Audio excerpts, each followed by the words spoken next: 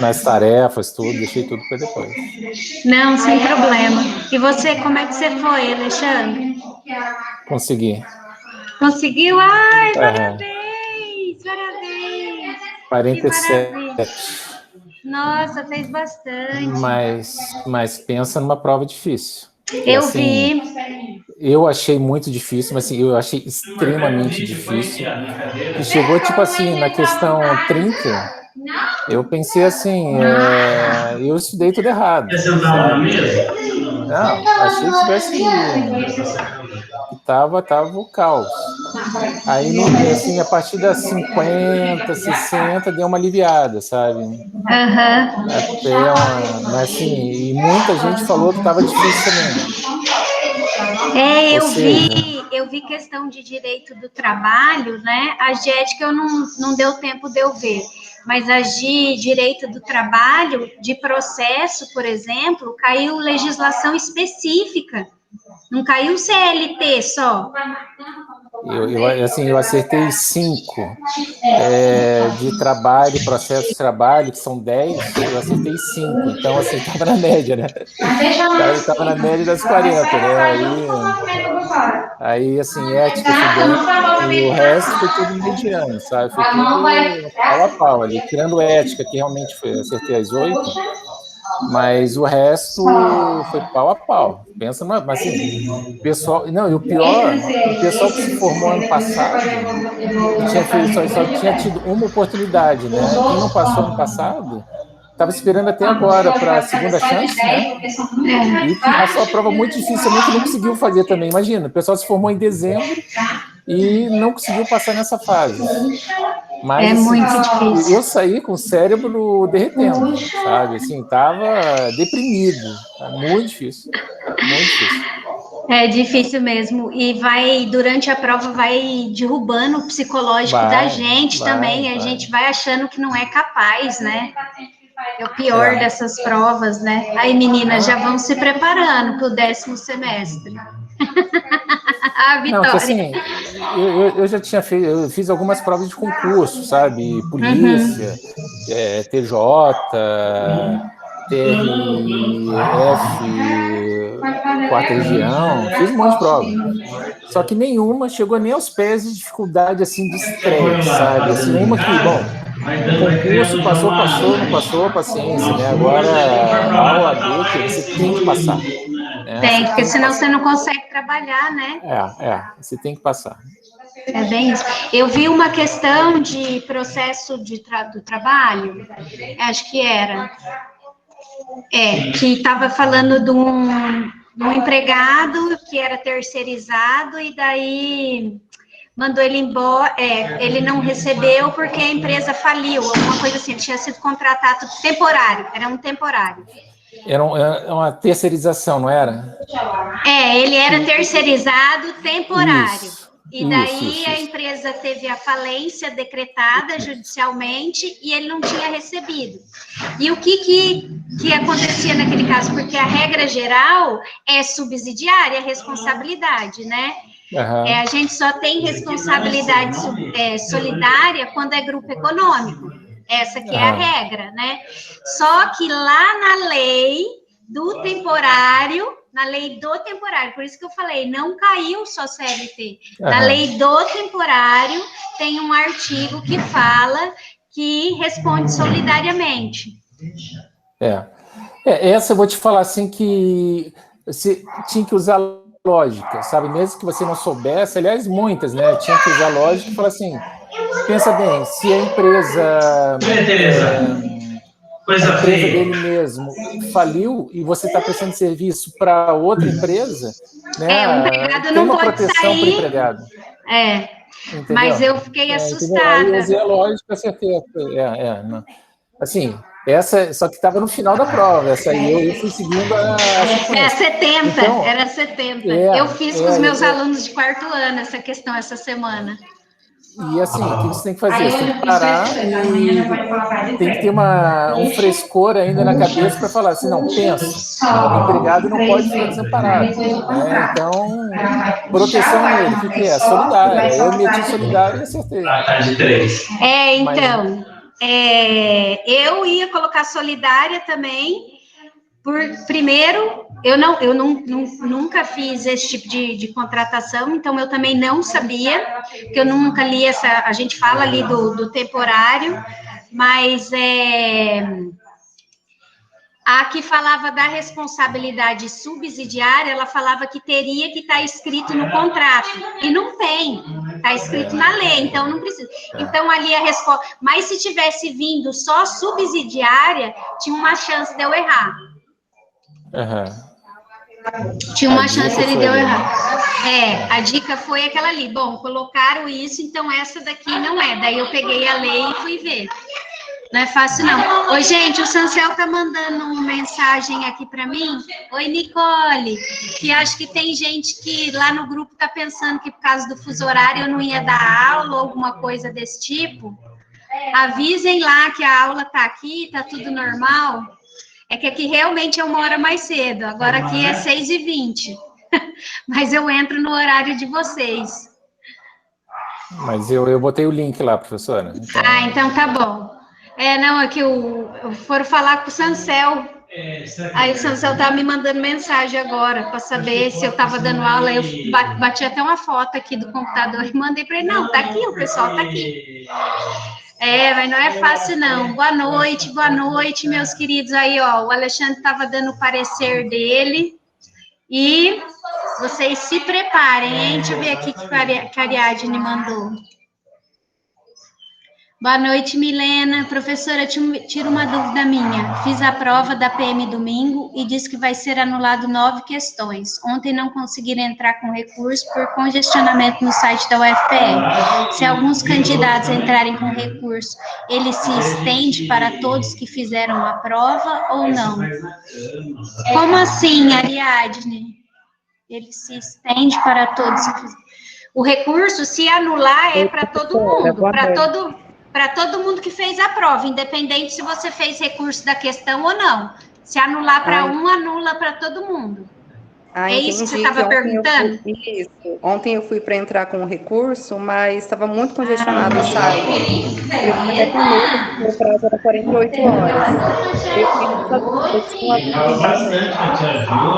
tem que para todo mundo. Não, vale para todo mundo. Se anular, anula para todo mundo. Não é só para o aluno que fez o recurso, não. É para a Evibari. Na OAB é a mesma coisa, tá, gente? Na OAB é do mesmo jeito. Vale para todo mundo. Belezinha, belezinha. Eu vi que já teve gente que já fez a atividade antes de eu dar o conteúdo, gente. Vocês estão top demais, hein? Vocês estão top demais, nunca vi essa turma assim tão acelerada, inclusive alunos de primeiro semestre. Amor, diga. Meu amor. Eu entrei em contato. Ela não quer gastar calma. Para, beleza? Ela não quer gastar calma. Tá lá atrás, ó. É a minha sobrinha, gente, é que eu ainda tô aqui em Roraima. Fala, Marcos, desculpa. Não, é o seguinte, eu tô entrando lá em ética, acho que não dou nada lá para mim. Onde é que tá essas atividades que vocês falam? Tá naquelas semanas lá, a partir de... Isso, você vai clicando nas semanas que vai ter as atividades. Não, mas o SPME começa em que semana? Porque eu tô com... Ali, o meu cai, eu tô ficando doidinho. Já liguei pra moça lá, também não me ajuda em nada.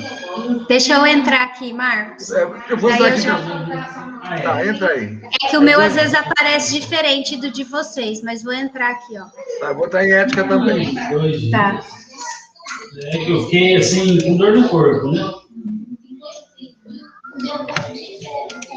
Estado febril. Entrou. Com licença, Tá meio lento o site hoje. Deixa eu abrir aqui. Deixa eu compartilhar a tela aqui, só um pouquinho. O Google mudou. E daí eu tô com um problema de compartilhação essa semana. Hoje da bolinha, se eu não conseguir ir pra... Aqui, ó, Marcos, então tem... esse é o jeito que aparece para mim, tá? Então tem aqui as semanas. Aí eu vou vir aqui. O nosso tá fora de ordem, gente, porque eles colocaram vocês começaram depois, mas colocaram as semanas desde quem começou lá no começo, né? Daí, Marcos, você vai descendo aqui, ó, no dia, e daí a atividade de vocês, eu sempre coloco aqui, ó, na primeira, ó, aparece a atividade, e daí a de vocês eu coloco aqui no fórum. Aí é só você clicar aqui, ó, para participar. Aí você clica, e daí você consegue vir aqui e escrever uma mensagem. Aí você vem aqui, ó, acrescentar um tópico. Aí você vê ali, ó, aqui é a questão. Essa daqui tá na semana 15ª. Ah, mas a partir eu olho tudo lá, Maria. Você olha, isso, porque ela realmente ela não tá com os dias certos, porque eles começaram de fevereiro, mas vocês só começaram em março. E daí eu comecei da primeira, é por isso. Mas tá na 15ª semana.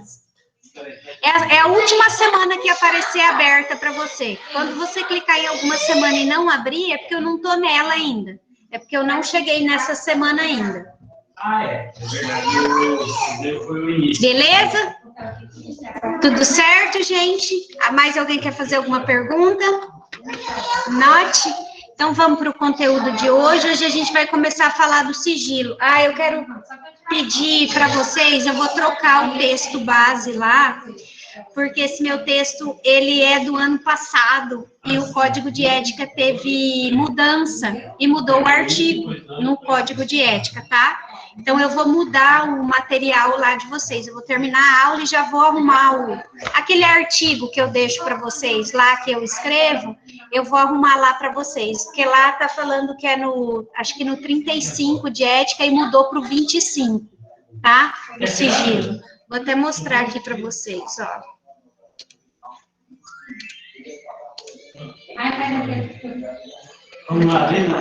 Vai estar aqui, ó, a partir do artigo 25, tá? Então, são esses 3 artigos aqui de sigilo. Vem aqui, Cadinda. Vem aqui dar aula comigo. Não quer? Então, a gente vai falar hoje do sigilo profissional. Ela quer vir aqui, tadinha. A mãe dela está fazendo fisioterapia. Acho que eu não falei para vocês, né? Minha irmã teve alta foi a Nicole que me mandou mensagem, a Karen, né? Ela teve alta terça-feira da UTI. Graças a Deus. E deixa eu falar outra coisa. Quinta-feira que vem eu tô indo embora para Maringá. Eu saio daqui às 3 horas da manhã. E chego em Maringá, tá programado, né, gente, que avião, vocês sabem como é que é, às 3 horas da tarde em Maringá. Então, é para eu chegar e conseguir dar aula normalmente. Deixa eu até parar aqui a interrupção. Então, é para eu chegar quinta-feira que vem, dia 24, e conseguir dar aula normal para vocês. Se por acaso acontecer alguma coisa, algum imprevisto, que eu veja que eu não vá chegar em Maringá até 7 horas da noite, eu não vou deixar a aula gravada, tá? Que só se precisar mesmo. Mas daí depois eu gravo e coloco no sistema para vocês, tá? Eu não vou deixar gravada porque eu acho que eu vou conseguir chegar, né? De 3 até as 7 é para dar tempo. Então, daí quinta-feira que vem, se por acaso acontecer algum problema, eu aviso o João. Tá bom? Daí eu peço só a colaboração de vocês mais essa vez. Daí, se eu não chegar a tempo, eu mando mensagem para vocês, avisando que daí depois, assim que eu puder, eu já gravo a aula e já deixo lá, tá bom? Quer dar um oi aqui? Vem aqui, ó. Olha lá. Ó aqui, ó. Ó quem que eu vim cuidar. É que a tia tá com fome, por isso. Manda beijo. É essa daqui que eu vim cuidar enquanto a minha irmã estava no hospital. Então, vamos lá. Então, ó, depois eu troco o material ali para vocês, tá? Mas é artigo 25.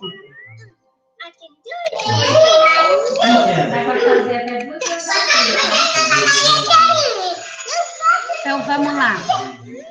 Então, nós vamos falar do sigilo profissional hoje, tá? Sigilo profissional é uma coisa muito importante na advocacia, tá, gente? O que acontece? Se houver quebra de sigilo profissional, o advogado pode sofrer ali até um processo disciplinar e sofrer, às vezes, uma pena de censura ou até alguma coisa mais grave, tá?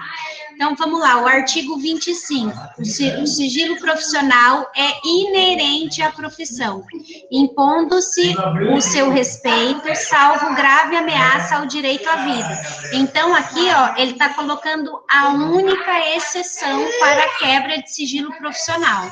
É só se tiver grave ameaça ao direito à vida, a honra, ou quando o advogado se veja afrontado pelo próprio cliente em defesa própria, tá? Então, via de regra, o que o cliente te fala tem que morrer com você, tá? O que o cliente fala tem que morrer com você, ok? É lógico que aquilo que fica nos autos, que é público, né, que não é um processo que está com segredo de justiça, não, né, desde que você não fique aí nominando, contando intimidades, alguma coisa desse tipo, então não tem problema, tá? Mas via de regra tem que ser mantido o sigilo. Tá? Então, ele só vai poder quebrar esse sigilo quando ele tiver grave ameaça ao direito à vida, à honra, ou quando se ver afrontado pelo próprio cliente para defender ele, tá? Se for para defender outra pessoa, ele não pode revelar o segredo, tá? Vocês vejam que ali é muito relativo a ele. A doutrina tem entendido que se for um familiar, um filho, a esposa, alguma coisa nesse sentido, também pode ser quebrado, tá? Mas é a doutrina. Vocês vejam que aqui no artigo de lei não está falando nada, tá? O artigo fala que é a honra do advogado, tá? A defesa própria do advogado. Mas a doutrina já tem entendido que quando é a família, tipo esposo, os filhos, pais, alguma coisa nesse sentido, pode ocorrer essa quebra aí de segredo também, ok? O artigo 26. O advogado deve guardar sigilo mesmo em depoimento judicial, que foi, acho que, a questão que eu coloquei para vocês lá, né? Sobre o que saiba em razão de seu ofício, cabendo-lhe recusar a depor como testemunha em processo no qual funcionou ou deva funcionar, ou sobre fato relacionado com pessoa de quem seja ou tenha sido advogado, mesmo que autorizado ou solicitado pelo constituinte. O constituinte aqui, no caso, é o cliente, tá? Então, gente, o advogado ele tem o dever de guardar sigilo em depoimento judicial. Então, se você for prestar um depoimento, você, por exemplo, é advogado do PCC, do primeiro comando da capital, do comando vermelho, entendeu? E você é chamado a depor porque eles acham que você não está só advogando para essas pessoas, que você também está cometendo algum tipo de crime. Então, se no seu depoimento eles perguntarem alguma coisa relacionada ali ao seu cliente, você fala que você vai obedecer o artigo 26 do Código de Ética, tá? Que você tem o dever de guardar sigilo. E mesmo que o seu cliente lá na hora fale, não, eu te autorizo a falar, não faz diferença, tá? O advogado deve guardar sigilo independente, ok? Em depoimento judicial. Então, nem para o juiz, se ele for intimado como testemunha, tá? Nem para o juiz, ele não está autorizado a falar, tá? Nem para o juiz e nem se o cliente dele autorizar ele a falar, ok? Essa daqui era a resposta lá da atividade. Então, se vocês quiserem, vocês já peguem, anotem aí o artigo 26 do Código de Ética, para vocês formularem lá a resposta. Lembrem-se, as respostas têm que ser justificadas com artigo de lei. Vocês estão lembrados da prova, né? Não vão fazer resposta sem colocar artigo de lei. Isso não é nem só para ética, tá, gente? É para todas as disciplinas que vocês tiverem daqui para frente, ok? Lembrem sempre de estar justificando. Agora, por exemplo, o pessoal do 10º, o Alexandre, que já passou na primeira fase, vai estar fazendo aí a prova de segunda fase. A prova de segunda fase tem 4 questões abertas, Alexandre?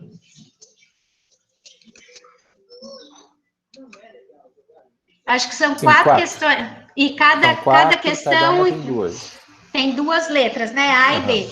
Então, gente, nessas questões abertas, vocês têm que colocar a resposta fundamentada. O que é fundamentada? Com o artigo de lei, e não pode ser cópia do artigo. Então, você não pode vir ali e copiar o artigo 26, por exemplo, tá?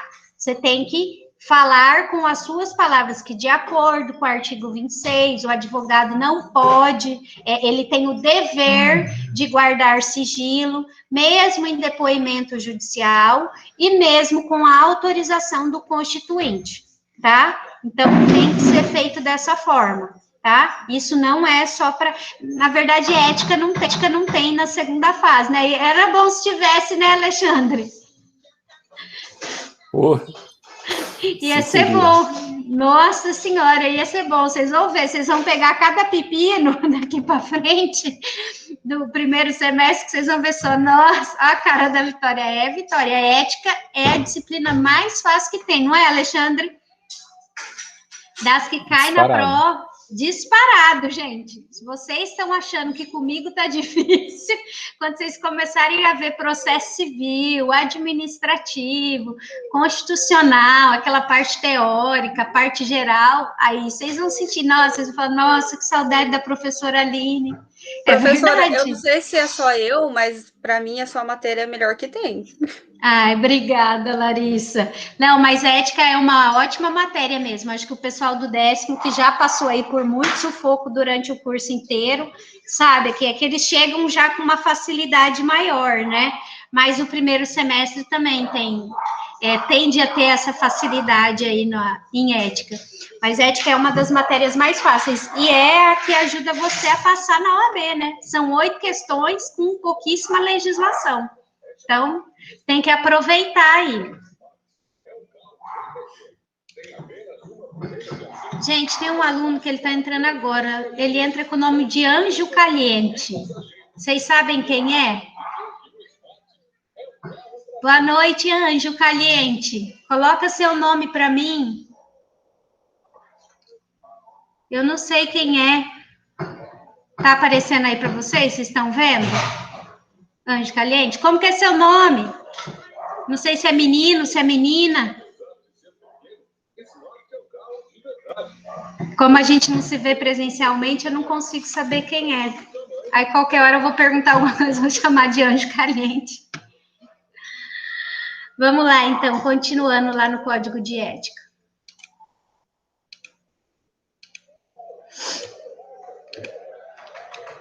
Então, vamos lá para o artigo 27. As confidências feitas ao advogado pelo cliente podem ser utilizadas nos limites da necessidade da defesa, desde que autorizado pelo constituinte. Então, aqui, no caput do 27, o cliente vai vir e vai te contar ali a versão dele, a história dele. Óbvio, para você entrar com ação ou para você poder fazer a defesa dele, tá? Então, você vai falar ali o que você achar que for prudente, né, que for bom para o seu cliente, né? Se o seu cliente, por exemplo, não concordar em assumir um crime ou alguma coisa nesse sentido, você não vai poder colocar que ele realmente fez aquilo lá, tá? O ideal, gente, o que eu faço com os meus clientes, faço isso na área do direito do trabalho, tá? Eu faço um relatório de tudo que ele me conta e daí eu faço ele assinar. Por quê? Porque no direito do trabalho já aconteceu de chegar lá na hora, a gente redigia a petição, eu redigia a petição inicial, a reclamatória trabalhista de uma forma, e chegar lá na hora, a própria testemunha do meu cliente falar outra coisa, e o juiz chamar a minha atenção, ainda ameaçar de me denunciar para a OAB. Então, daí, nesses casos, eu tenho esse relatório resguardado com as informações que o cliente prestou e ele confirmando, assinando embaixo, que ele realmente passou aquelas informações, tá? Então, o ideal é que vocês façam isso, independente da área que vocês forem trabalhar, tá? Eu também tenho a prática, a não ser quando o cliente, assim, é muito ignorante na questão de estudo, mas eu sempre mando a petição para ele dar uma olhada nos fatos, tá? Só nos fatos, que é a parte de direito, né, questão de legislação, por óbvio que o cliente não vai saber. Mas nos fatos, tá? Eu mando por e-mail e peço para ele me confirmar por e-mail, porque aquilo ali também é um documento que, se ele tiver contado alguma mentira para mim, é porque ele passou aquela mentira para mim, tá? Não foi porque eu inventei aquela mentira, tá? Então, eu faço isso. É lógico que não dá para fazer com todos os clientes, né? Mas os clientes que têm uma noção maior ali, eu mando a petição para eles e falo, olha, dá uma lidinha para mim ali só nos fatos, vê se foi realmente assim que aconteceu.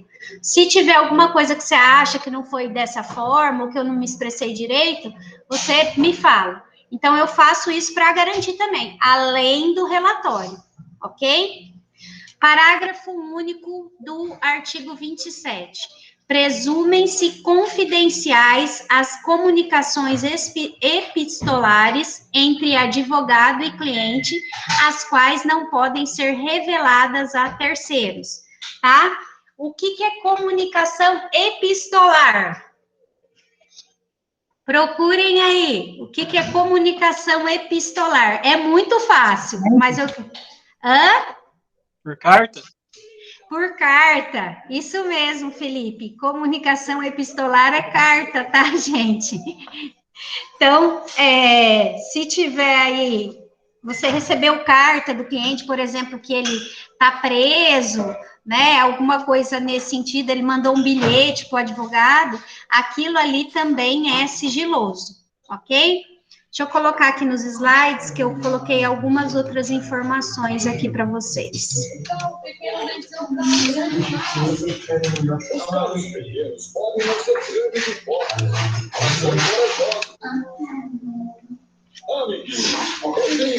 Então, sigilo profissional, né? O advogado tem como dever, tá? Ele tem obrigação de guardar as informações do cliente. Tá ali a partir do artigo 25 do Código de Ética. Essas informações, gente, essa regra é de ordem pública, tá? Então, quer dizer que ela vem de cima mesmo, sabe? Se você não cumprir isso, você pode ser responsabilizado. Presunção de confidencialidade. Pessoal, você e o seu cliente não precisam fazer um termo de que aquela conversa é confidencial, tá? A lei já fala que é confidencial. Então, toda conversa que você tiver com o cliente já é confidencial. Presume-se que é confidencial. O teu cliente não precisa pedir sigilo para ele. Você não precisa falar para ele que aquilo que ele está te falando vai ficar guardado com você, tá? A gente pensa muito nessa questão do confidencial quando é um médico, né? Médico, a gente tem bastante noção disso, né? E advogado, às vezes, a gente não pensa. Mas é a mesma coisa, tá? É uma confissão, aquilo que o cliente vem te falar ali. Então, por isso, presume-se que é confidencial. Não precisa escrever num papel que aquela consulta lá dele, e nem que ele não vire seu cliente depois, tá? Se ele te procurou como advogado, já se torna confidencial, mesmo que você não seja constituído nos autos, que ele não entre com a ação, tá? Então, sempre a gente já tem essa presunção de que é confidencial, ok? Aqui tá artigo 37, mas não é o 37, né, gente? Ai, passei para frente. Ali tá no caput do 25 mesmo. A justa causa. A justa causa é quando o advogado pode quebrar esse sigilo, tá? Então, quais são as possibilidades ali do advogado quebrar o sigilo? Quando que é, gente?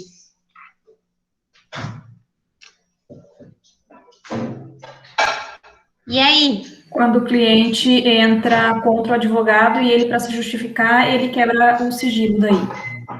Não é entrar contra o advogado, né? Ele tem que estar correndo riscos ali, ó. É aquilo ali que está no caput do artigo 25, tá?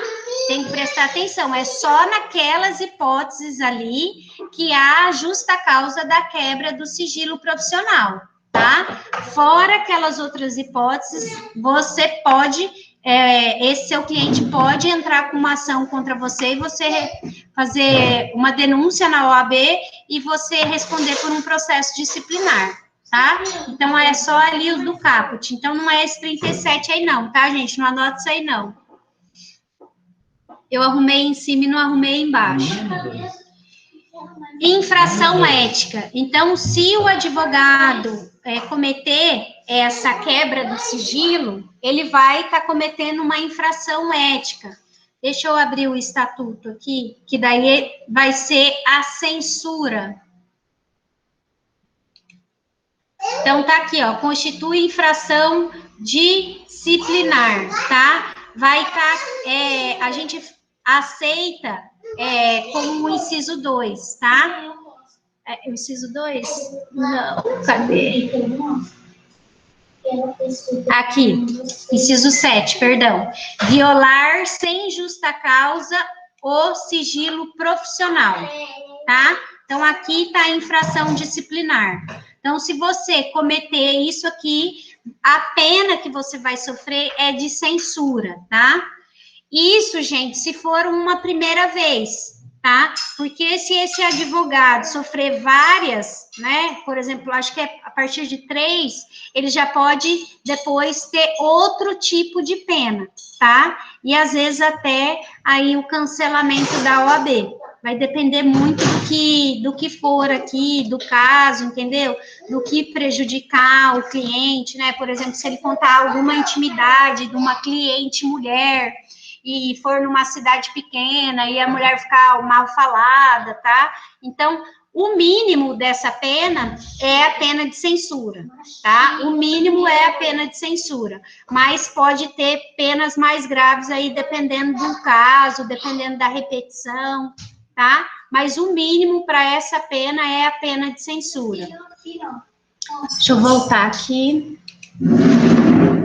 O prazo... Oi. Só uma dúvida que eu fiquei. Quando a pessoa ela tem a carteirinha da OAB Paraná e ela faz uma outra para Santa Catarina, ela perde essa carteirinha, ela perde as duas? Não. Ah, não, se ela perde por processo disciplinar, sim, perde as duas. Isso, por exemplo, se ela sofreu o processo, a principal dela é a do Paraná, e ela sofreu o processo disciplinar em Santa Catarina, porque o processo tem que correr onde o fato ocorreu. Santa Catarina vai notificar o estado do Paraná e ela vai sofrer a penalidade que foi estabelecida lá em Santa Catarina. Então, se for a perda, ela vai perder geral. Beleza? Obrigada. Alguém quer perguntar mais alguma coisa? Não? Então, vou voltar ali. Ah, ali estava falando do prazo. Nos artigos ali, vocês viram falar alguma coisa de prazo? Nos 3 artigos, 25, 26 e 27? Vamos voltar lá.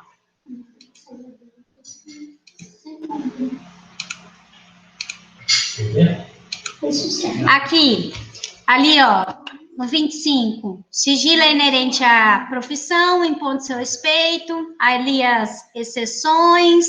No 26, deve guardar sigilo mesmo em depoimento pessoal, né, mesmo que autorizado pelo cliente. As confidências feitas ao advogado pelo cliente podem ser utilizadas no limite da defesa.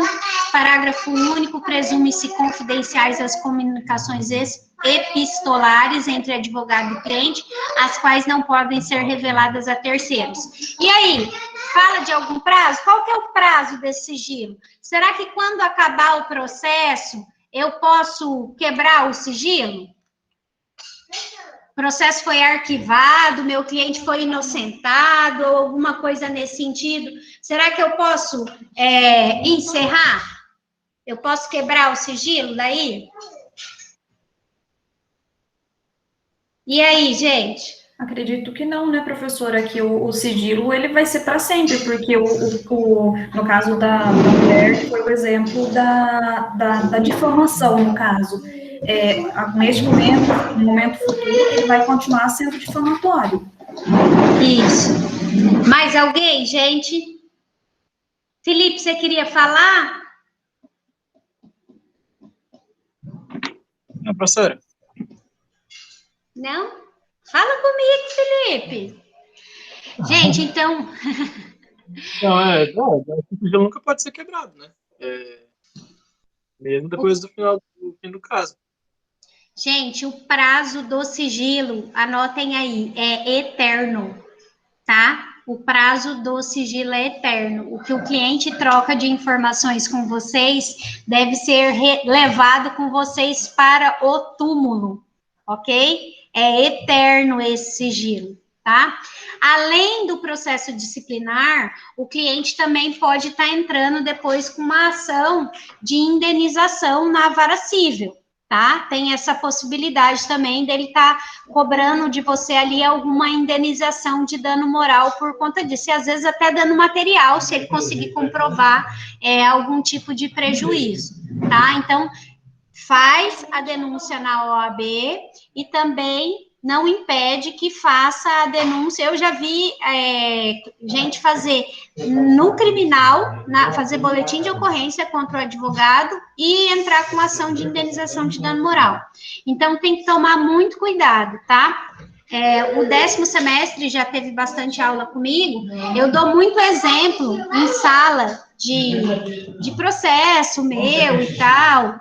Não sei se a turma do Alexandre, eu contei aquela história da troca de paternidade, e daí eu contei que um era o pai biológico, o outro era o pai registral, e daí só que eu não dou nomes, entendeu? Eu só conto a história para vocês conseguirem entender como é que funciona, entendeu? Não posso dar nomes aos bois. Nesse caso, até porque envolve menor, então é um processo que corre com sigilo. Agora, que nem as trabalhistas, que são processos públicos, né, via de regra público, que na Justiça do Trabalho a gente normalmente só coloca sigilo quando tem quebra, né, ali da personalidade, que daí vai pegar informação de imposto de renda, alguma coisa nesse sentido, e às vezes o juiz coloca quando é processo de assédio sexual,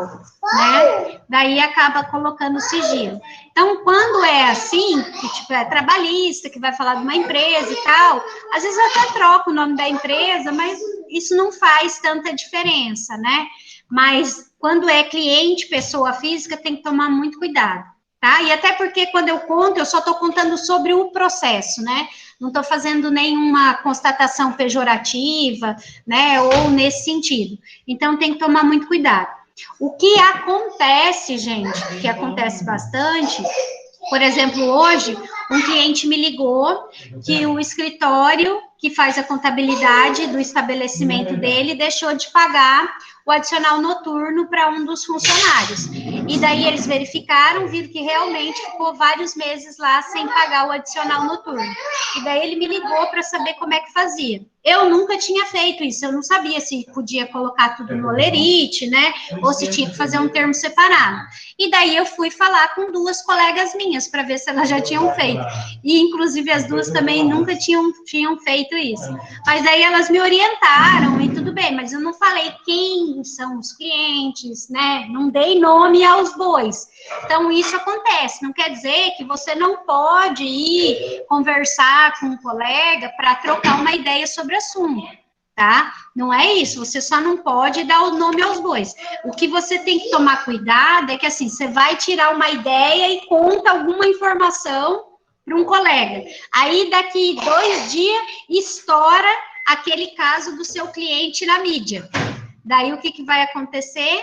Aqui, olha lá, ó, tem um menininho, como que é o nome dele? Ah lá. Ah lá, um amiguinho da Karen. Pronto? Ele tá com vergonha. Então, pode haver essa troca entre colegas, tá? Então, você pode haver essa troca. Só tem que tomar cuidado, porque daí você vai dar alguma informação e daqui a alguns dias estoura aquele caso na mídia e o teu colega, né, fala, ele me contou que ele realmente matou. E esse colega, né, ele estava atendendo você como cliente? Ele não estava, né? Vocês estavam conversando de advogado para advogado. Ele tem dever de sigilo? Entendeu? Então, tem que tomar cuidado com isso, na hora que está passando as informações, tá?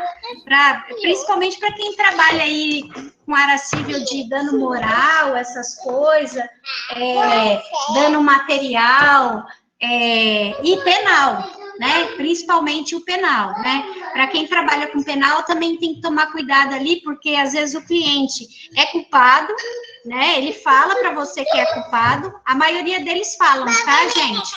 A maioria deles contam pra gente. Eu já fiz uma vez de um funcionário que ele estava utilizando o computador do trabalho para ver pornografia infantil. E daí a câmera filmou o computador, né? Só que esse tipo de crime, então se você colocar ali no Google, né, fotos, alguma coisa pedindo, procurando esse sentido, só o olhar ali, o pesquisar, não é crime, tá? Pelo menos não era, não sei se mudou, na época não era. O que você não pode é fazer o download daquela imagem, tá? Não sei se ainda é isso, mas era assim. Então, daí eu perguntei se realmente ele estava vendo, ele falou que estava vendo, e ele, que inclusive, que eu não faço penal, ele que inclusive veio me falar, falou assim, mas eu andei vendo, não é crime e tal, porque eu não fiz o download, eu só baixava a página e ia olhando, sabe, as imagens, mas não fazia download de nada. Então, você tem que tomar muito cuidado, e daí ele não queria afirmar que realmente ele estava fazendo. Então, você tem que fazer a defesa de acordo com o que o cliente vai falar. Não adianta você ir lá e fazer a defesa desse cliente, falando, não, realmente ele ele é pedófilo, ou ele precisa de tratamento, se não foi isso que o cliente falou, entendeu? Então, tem que utilizar ali a informação do jeito que o cliente quer que ele utilize. Pode falar, Camila. Professora, Tô. Ah, tá. Mas nesse caso, que tinha provas e foi filmado ele acessando esses sites e tudo mais, ele não queria confessar. Como que você ia defender ele, sendo que tinha provas dele fazendo aquilo? Então, na verdade, a gente falou que ele estava pesquisando outra coisa, porque não dava para ver tão bem, entendeu? Porque você imagina, uma câmera lá em cima na parede, uma parede tem quantos metros de altura, gente? 2, 3 metros de altura? Então, não via, mas dava para ver ali. Na verdade, o dele foram os históricos, entendeu? O histórico do computador. Mas ele não fez o download, então ele não cometeu o crime, porque o crime era o download. Eu tô falando que era, tá? Na época, não sei se mudou.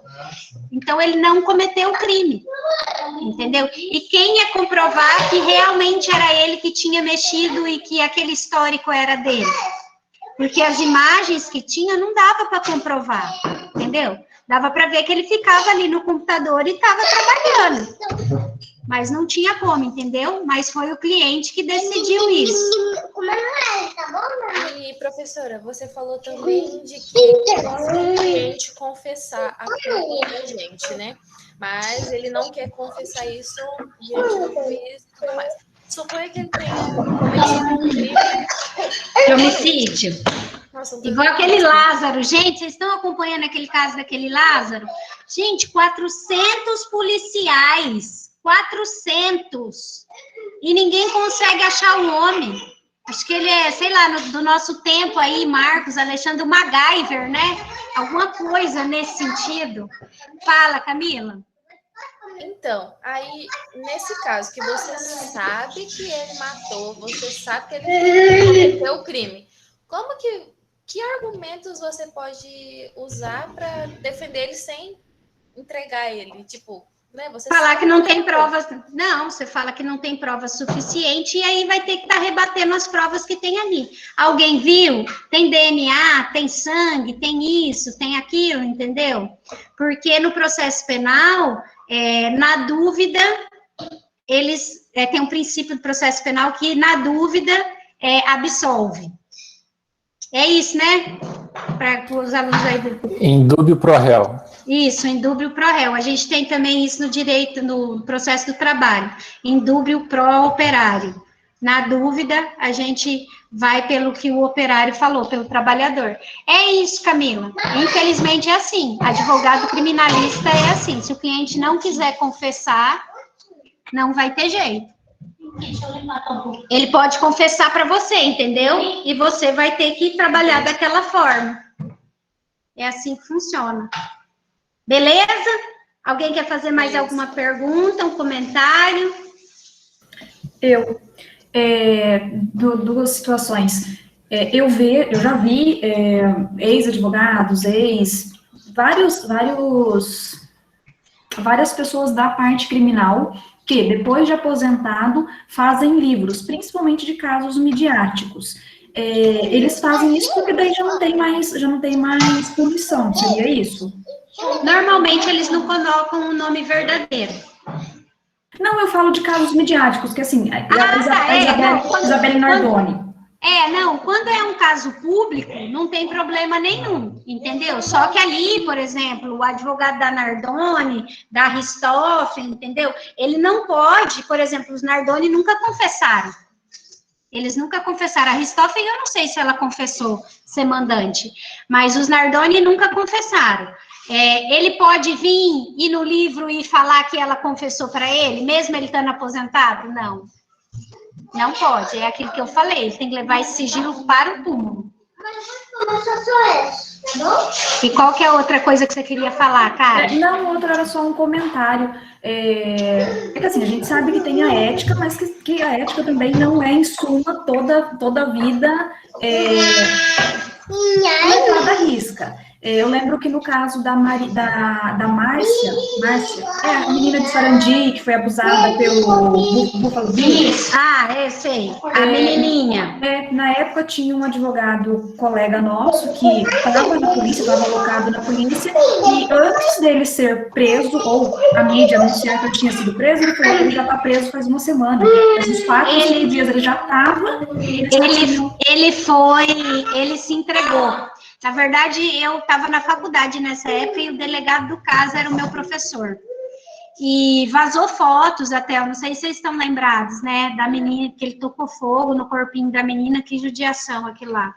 Ele, como ele convivia com a família e ele frequentava a igreja, ele procurou a delegacia para falar que ele não tinha feito, mas que ele queria ficar lá porque ele estava com medo de acharem que ele tinha cometido, porque ele já tinha sido preso por conta de um estupro que ele tinha cometido em Paranavaí. Em Paranavaí não, em Presidente Castelo Branco. E daí ele foi solto porque as psicólogas ali da UEM, que vão no presídio, falaram que ele tinha condição de voltar a viver em sociedade. E daí ele estava solto, e daí ele estuprou a menininha e tocou fogo no corpo dela depois. Que é igual esse caso Lázaro, né? Ele já tem um perfil psicológico que ele não poderia, na verdade ele fugiu, né? Não foi o caso de ser solto. Ele fugiu, né? Ele já estava preso e ele fugiu. Mas esse Lázaro, eu acho que, sei lá, é que dizem que ele vivia na mata, né? Então que ele tem um conhecimento de lá, por isso que não conseguem achar ele. E na primeira vez que ele foi preso, eu não sei se vocês viram o depoimento dele, ele descreveu os passos dos policiais. Ele descreveu os passos, em quantos eles estavam, aonde eles estavam, o horário que eles estavam. Ele descreveu tudo, quer dizer, ele estava vendo todo mundo andar ali e não fez nada. E ninguém conseguia achar ele. Terrível. Agora eu coloquei uma questão aqui para vocês, que vai ser muito fácil para vocês responderem, porque vocês são top. Tá comendo. Arruma lá a caminha dele, senão ele... Então, vamos lá. A advogada Ana integrou o departamento jurídico da empresa XYZ Limitada e, portanto, participava de reuniões internas com sócios e diretores e externas com clientes e fornecedores, tendo acesso a todos os documentos da sociedade, inclusive aos de natureza contábil, conhecendo assim diversos fatos e informações relevantes sobre a empresa. Há alguns anos, após ter deixado os quadros da XYZ, Ana recebeu intimação para comparecer a determinada audiência e a prestar depoimento como testemunha arrolada pela defesa, no âmbito de ação penal em que um dos sócios da empresa figurava como acusado de crime de sonegação fiscal. Ao comparecer à audiência, Ana afirmou que não prestaria depoimento sobre os fatos dos quais tomou conhecimento enquanto integrava o jurídico da empresa. O magistrado que presidiu o ato ressaltou que seu depoimento havia sido solicitado pelo próprio sócio da empresa, o contratante, e que a estaria, portanto, desobrigando do dever de guardar sigilo. Sobre a questão apresentada, observadas as regras do Estatuto e do Código de Ética, assinale a opção correta. A. Ana terá o dever de depor, pois o bem jurídico, a administração da justiça é mais relevante do que o bem jurídico inviolabilidade dos segredos. Ana terá o dever de depor, pois foi desobrigada por seu ex-cliente do dever de guardar sigilo sobre fatos que tomou conhecimento quando atuou como advogada da empresa. Ana terá o dever de depor, pois não integra mais o departamento jurídico da empresa, tendo cessado, portanto, seu dever de guardar sigilo. Ana não terá o dever de depor, pois o advogado tem o direito de se recusar a depor como testemunha sobre fato relacionado de quem foi ou seja advogado, mesmo quando solicitado pelo cliente. E aí, meus amores? Que alternativa vocês marcariam? D. Essa foi muito fácil. Essa foi muito fácil. É prova da OAB, tá? É prova da OAB. É questão da OAB. Alguém ficou com dúvida nessa daqui?